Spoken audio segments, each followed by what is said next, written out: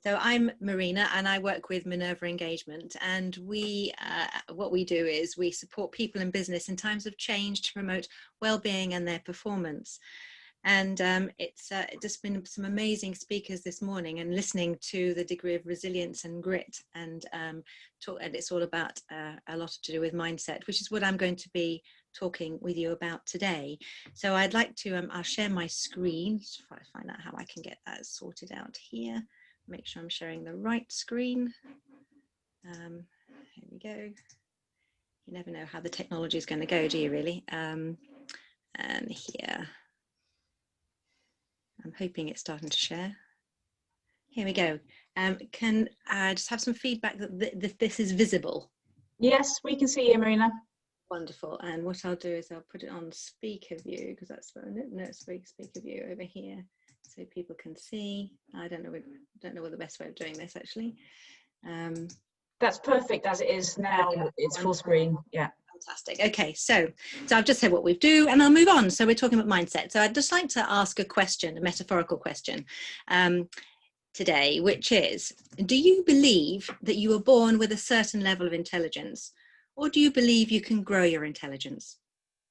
Either way, the answer is to do with your mindset. And today we're going to talk about this very brief time I have with you to talk about mindset.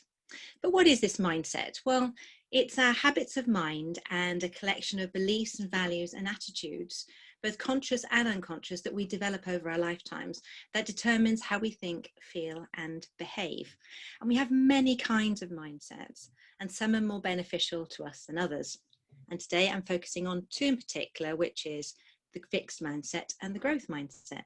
And the fixed mindset is a belief that you're born with a certain level of intelligence and it's not going to improve over your lifetime. And a growth mindset is that you can actually improve and develop and increase your capacities and capabilities over your life. In her 2007 book, Mindset, renowned Stanford psychologist Carol Dweck, who had completed around 30 years of research, says that it's not intelligence, talent, or education that sets successful people apart. It's their mindset, or the way that they approach life's challenges. In other words, their beliefs about their own intelligence, capabilities, and potential. And if you think about the stories we've heard this morning, especially with Sarah talking about failing again and succeeding, is a lot about potential and belief. So to bring it alive, I'd like to I hadn't realized we're going to have such amazing stories. I could actually talk about them now, but I'm going to talk to you about a lady that I met last year called Fran Brown. Fran is a multi-sport athlete, born able-bodied, and took part in climbing competitions because she loved climbing. Unfortunately, when she was 22, she was on a high ladder and fell on her head and damaged her spinal cord and ended up being a quadriplegic. On discovering that she would never be able to walk again, Fran actually Googled what sports could she do from a wheelchair, showing you what mindset that she has. She retrained as a physiotherapist, the very first wheelchair user to train as such in the UK at the time. She relearned how to climb and became paraclimbing world champion in 2012 and 2014. Then she learned how to ski standing up, and she wanted to learn to run without crutches. And on the right-hand side here, where the arrow is, you can actually see these braces that she helped to design, which would enable her to keep her legs standing straight. And in 2019, she became a paratriathlon world and European champion, showing what is capable when you have the right mindset, just as Kelly and Sarah have done today, this morning, talking about failing. Fran had failed so many times and actually had to get up each time, a lot of times, in order to be able to achieve what she has achieved. And she's now a physiotherapist and a percussion and session musician. So to bring it some other ways of looking at mindset is, so what are these sort of the fixed and growth mindset traits that we talk about? Well, when we have a fixed mindset, we're focused on looking successful, and because we believe we have a limited capacity, we only put a certain amount of effort in. We tend to give up easily due to obstacles, and when we make mistakes, we don't want to look bad, so we make excuses and blame. We avoid challenge, and we see failure as a limit of our abilities. We take feedback personally and defensively, or ignore it, and we see other people's success as a threat. I'm sure we've all been here at some point. And actually with a growth mindset, the focus is on learning and improving. And because we have the belief we can grow, we put in effort and we will persist despite obstacles. And we see mistakes as a learning opportunity. We embrace challenge and we see failure as an opportunity to grow. And feedback is food for us in terms of helping us to grow and develop, and we appreciate it. And we see others' success as an inspiration, because what can we learn from them? And if you think about what we heard this morning, there's so many lessons that we can take from their successes. So these two mindsets can really impact our behavior and our relationship with success and failure in both our personal and our professional contexts, and ultimately potentially our happiness. So I'm going to move on to a couple of examples again. So we have a mindset scenario, having a new or an unfamiliar project or task. When we have a fixed mindset here, we are self-defeating. I'm going to move this out to see that's in the way. It's self-defeating thoughts that we're no good at this sort of thing.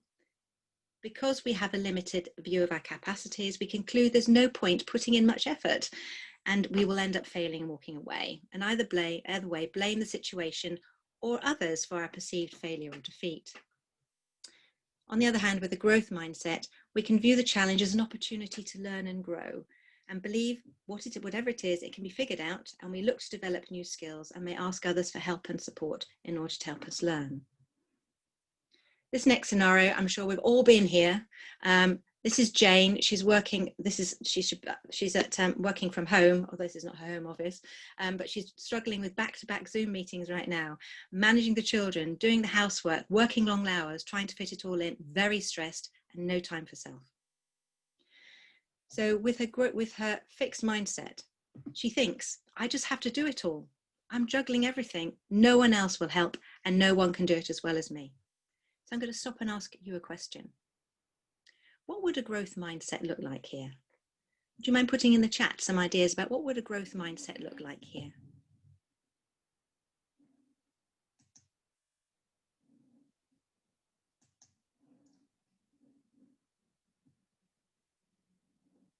What sort of things do you think would be helpful to Jane? Well, you may have been here. I'm coaching a client at the moment who actually, this was her mindset. She had a growth mindset because she knew she could do something differently, but was so stuck she didn't know what to do. Delegating tasks, that's great. Asking for help, fantastic, yes. Putting limits on Zoom meetings, that's very important. It's actually some people are actually doing 45-minute Zoom meetings, so they actually have a 15-minute break before the next one. You've been there, ask for help. So Katie's been there, as she says, ask for help and think about how you can create shortcuts to create more time. That's brilliant. And Emma says, speaking to your own team or colleagues to see where they can support or where they can delegate. So there's some really good tips there. Thank you very much. I have to move on, but so with a growth mindset, stop, take a breath. Actually, if you're so overwhelmed, your brain is just not having any oxygen. So take a deep breath and engage your prefrontal cortex, the front of your executive brain, and acknowledge you can't do it all, yes, and consider all the options. Who can help me? Other ways of working. And manage those boundaries. We're really changing the psychological contract with our families and also with our work. So the person I've been coaching, she actually hadn't even considered that her husband would be able to help her, because he obviously is working very hard too, but she'd actually put limits on her own, what she could do, and actually had boundaries with work, renegotiated it how often when Zoom meetings were happening, amongst other things. So the way I've been speaking, I'm sure you can actually work out that we're actually neither one nor the other. We're a mixture. We're on a continuum, and it evolves over our lifetimes with our experience. The goal is to recognize when we have a fixed mindset in order for us to be able to work out how we can move forward. But how do we have this change? What do we need to do to have more of this growth mindset? What's happening to us? How can we have more control over that? Well, it's our brains, and I love neuroscience, and we do a lot of things about neuroleadership within our organization and help other companies on this. So originally it was thought we were born with a certain amount of intelligence. However, with research in neuroscience, we now know the brain is more malleable than we ever knew. And the brain is made up of 86 billion neurons, and they're connected to each other in neural pathways. But what's a neuron? Well, a neuron is a tiny cell that sends electrical signals to other cells in the brain and the body, telling us what to think and how to behave and what to do. When we learn something new, we actually create a connection between each of the neurons, and with practice and repetition, that pathway gets stronger, so it becomes much more of an embedded behavior or thought. And Donald Hebb, you may well have heard of this, says neurons that fire together wire together. So the more often we practice and repeat things, the stronger that becomes.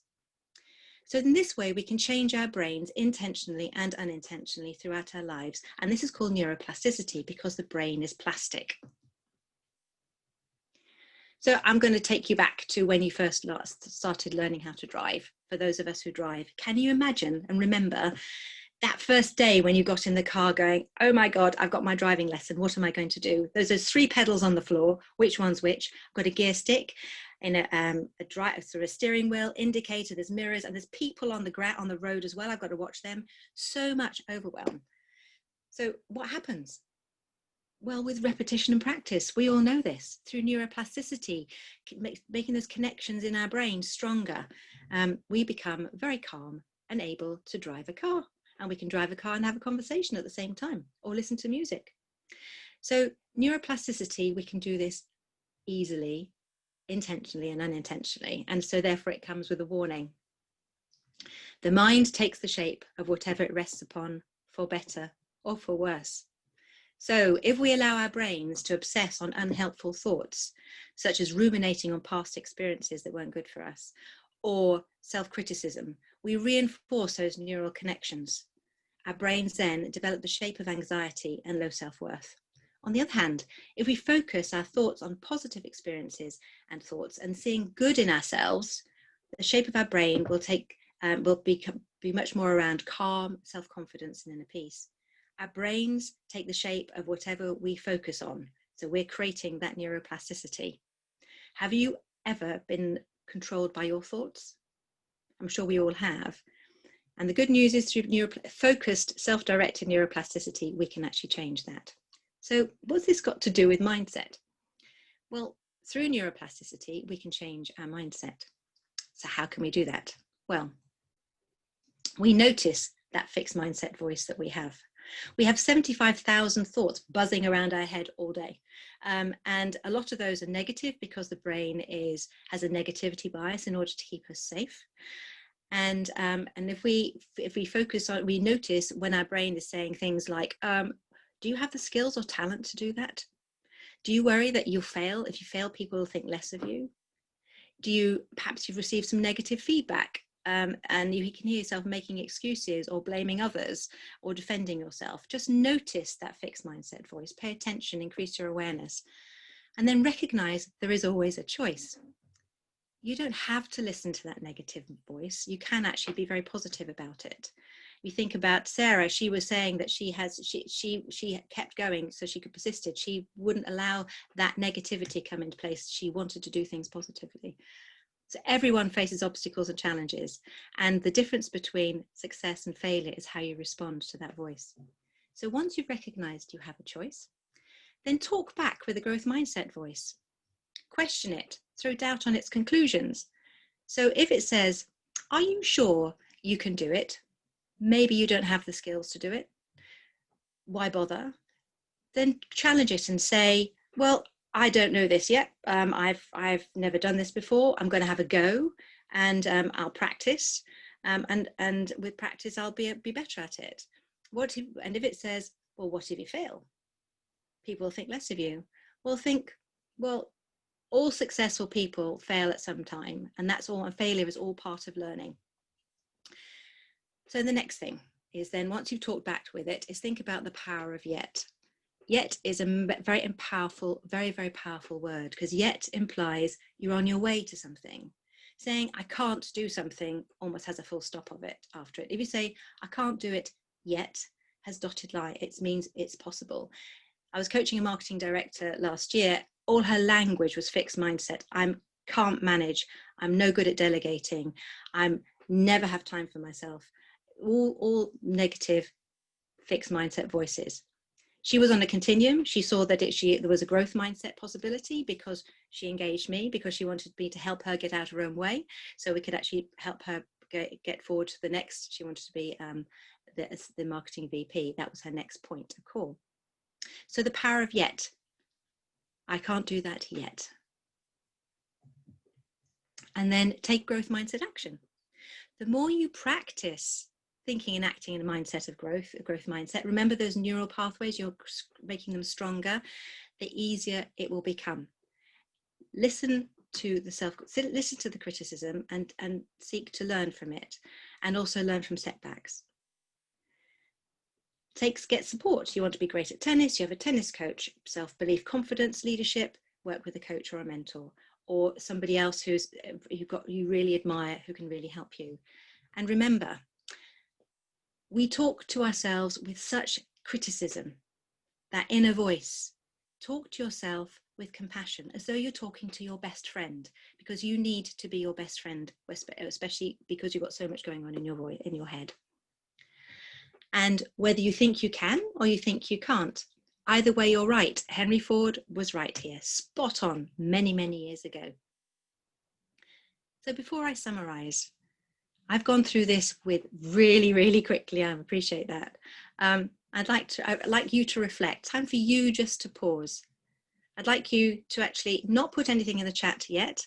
I'd like you to think about, what is your key takeaway from this session? What is the one thing you're going to do differently starting from today? So either of these questions, what's the key takeaway? Put it in the chat box. I'm going to count. We're doing what's called a chat storm. I'm going to count backwards from 5 to 1 and then say to release your chat. But at the moment, I want you to focus on yourself. What is your key takeaway from this session? And what one thing are you going to do differently starting from today?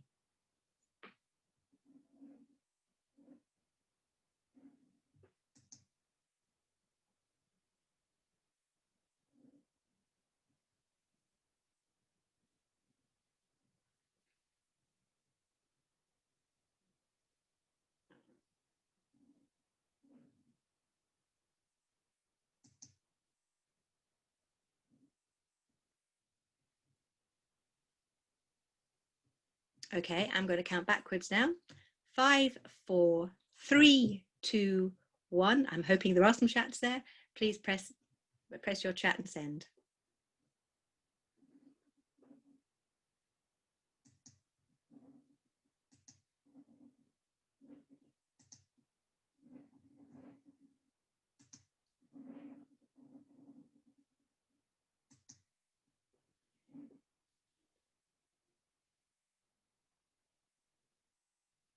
So I'm saying you have the power to change your mindset.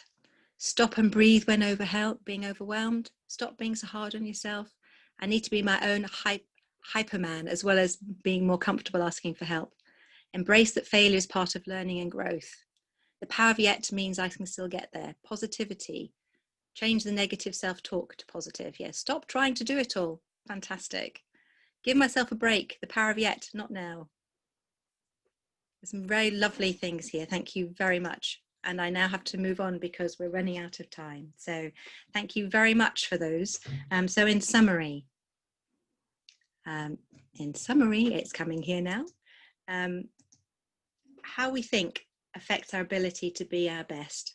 We all have the power to rewire our brains and reframe our world through neuroplasticity. But remember, that plasticity comes with a warning. Focus on the positive, especially right now. We do so much need to focus on our positivity, which then wires our brain and helps our mental health.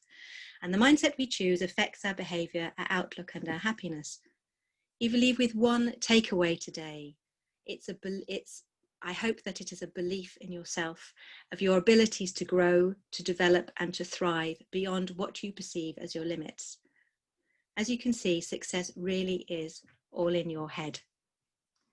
So please, if you want to understand any more about the brain, go to our website. We've got a lot of free webinars for you to see there. If you're interested in anything that we're doing, then there's a 10% discount on courses until March next year for attendees for this webinar, for this conference. And also, I'll be sending out a handout on further tips to help improve your mindset. So thank you very much. I'll get rid of this. Trying to stop sharing. So thank you. I've come to, that's my, so if there's any questions, if I got a couple of minutes, then happy to take them. Marina, that was fantastic. Thank you so much. I loved all the quotes. So I actually have used before the Henry Ford one. I think that is a really helpful bit of mindset challenge. But the fact that the mind takes the shape of whatever it rests upon, for better or for worse, I love that image. I love that. It just really does prompt you, doesn't it, to think about what you're biasing, I guess, you're thinking around, and whether you are focusing on the negatives or the challenges, or whether you're giving yourself a bit of a break. So no, it's really helpful. Brilliant. Thank you very much.